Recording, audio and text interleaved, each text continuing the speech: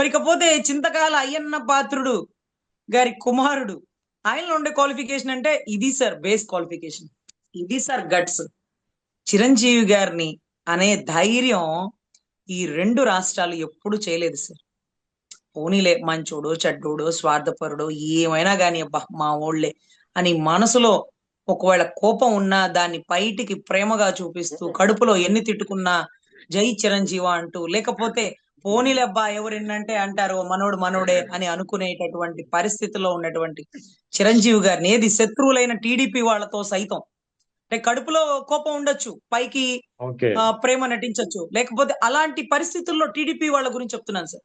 అలాంటి పరిస్థితుల్లో టీడీపీలోంచి ఒకతను బయటకు వచ్చి ఒక దౌర్భాగ్యుడు పెట్టిన పార్టీ, మిమ్మల్ని కాపుల ఓట్లు తాకట్టు పెట్టేసినాడు, మిమ్మల్ని బేరం పెట్టి అమ్మేసినాడు, ఏదైతే సోనియా గాంధీ కాళ్ళ కింద పెట్టాడు, అతను మోజుతో పోటీ చేసినాడా, అతని మీద మోజుతో ఓటేసినారా, అతని స్టెప్స్ చూసి ఓటేసినారా, అతన్ని చూసి ఓటేసినారా, మరి ఓటేసిన వాళ్ళ బతుకులేంటి, ఇవన్నీ కూడా మాట్లాడిన గొప్ప వ్యక్తికి ఈ రోజు రాజ్యసభ ఇచ్చినది.